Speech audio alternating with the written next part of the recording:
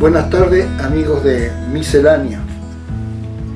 Tuvimos unos días sin salir y sobre todo mi interés era el de enfocar el mismo día de la muerte, de la recordación de la muerte del general San Martín. Pero problemas técnicos me obligaron a postergar esa salida, que igualmente la hago hoy como si estuviese en ese día.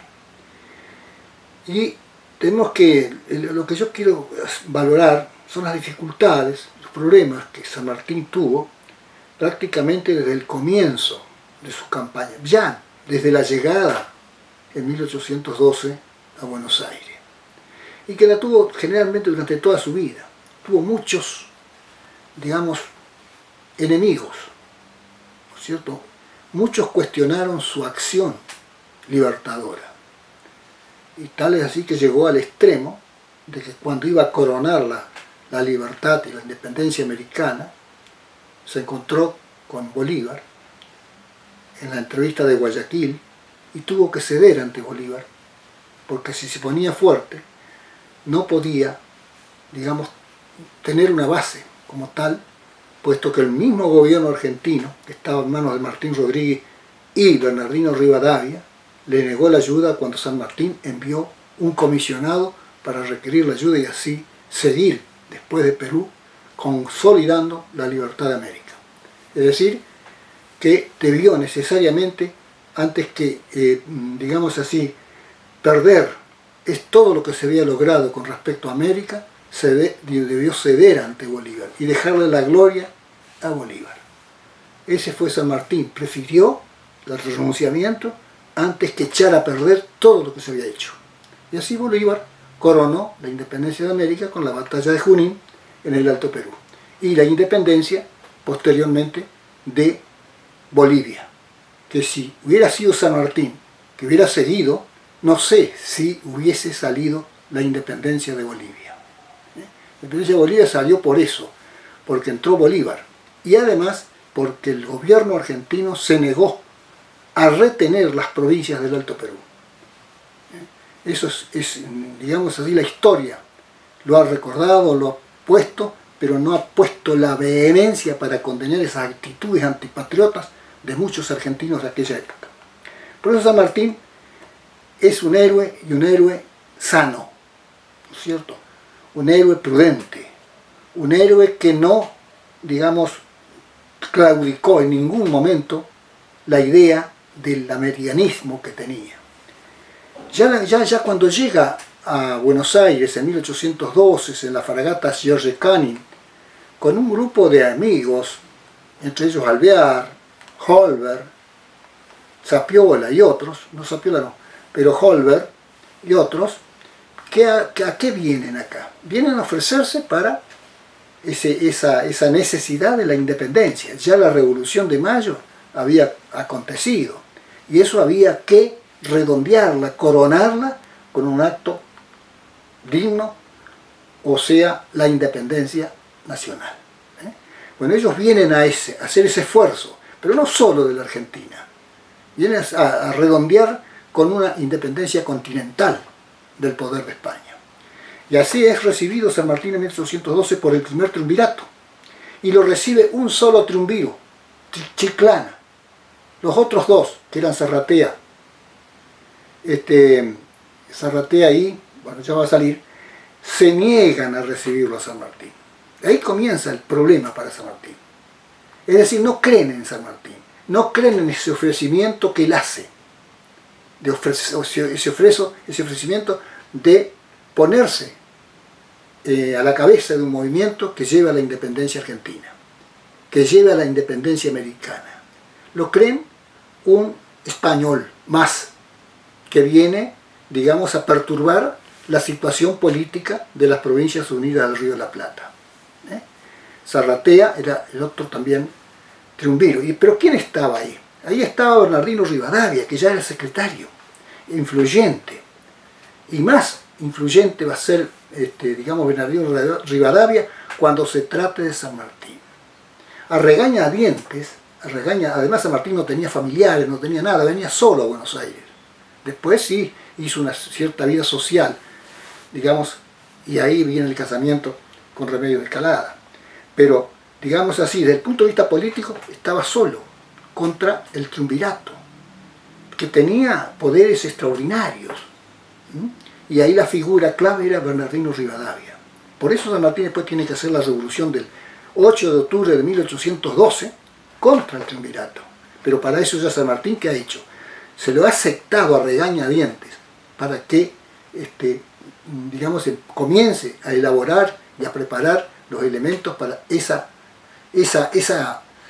digamos, hazaña que quiere hacer, que nadie cree.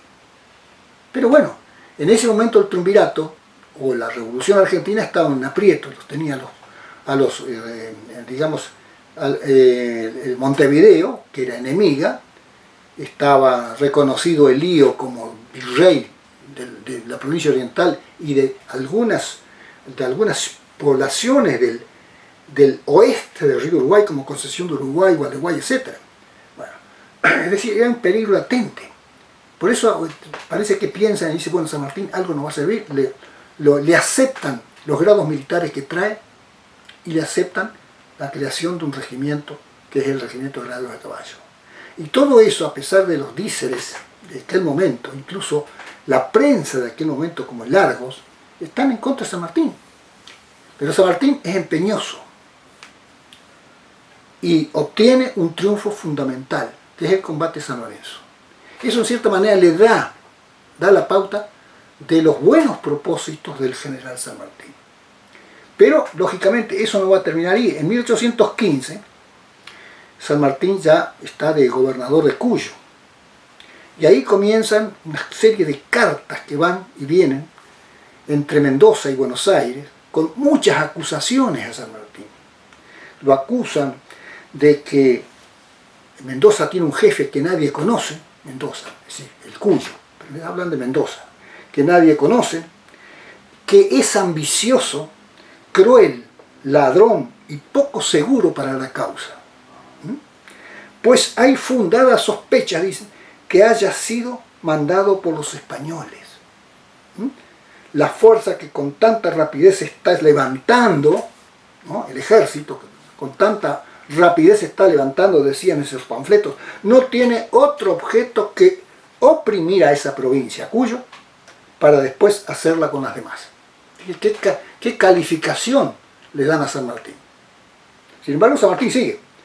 En ese momento San Martín era gobernador de Cuyo, tenía el propósito ya del campamento de Plumerillo, ya estaba tomando los primeros actos para la concreción de lo que él quería, pero, lógicamente, tuvo que someter a Cuyo como gobernador a muchas, digamos, prohibiciones o exacciones, si vamos al caso, porque era la vida del país, de la nación.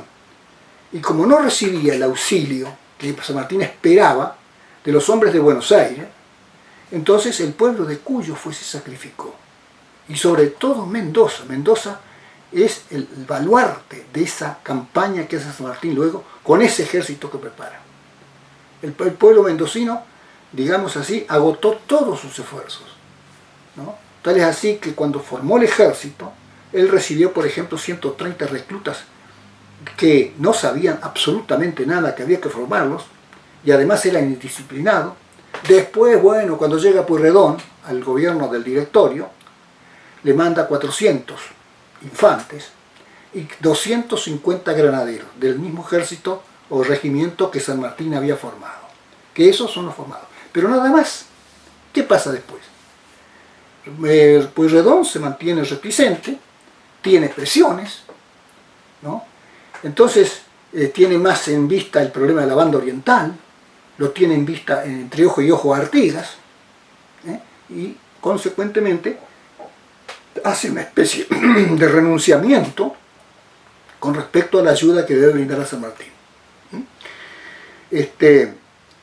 Tal es así que entonces toda esa falta la cubre el pueblo mendocino, la cubren los jóvenes de Mendoza. Mendoza era una provincia, digamos así, poblada, de gente humilde, Tal es así que la capital eran todas casas lindas, pero todas de barro y paja, todavía, ¿cierto?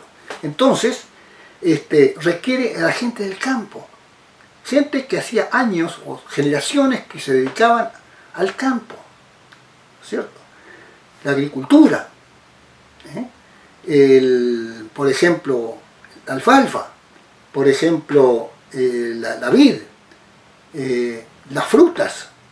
Es decir, era un pueblo laborioso, trabajador, sencillo, obediente, formado de esa manera, que viene, tenían acequias incluso para el riego, y todo eso viene de la época de los huarpes, que fueron indios que habitaron allí.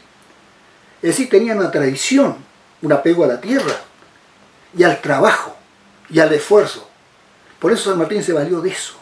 Y bueno, y por eso, digamos así, se puede decir con toda naturalidad, sin eufemismo, que los jóvenes de Mendoza robustecieron el regimiento de los Andes, o el ejército de los Andes, formado por San Martín.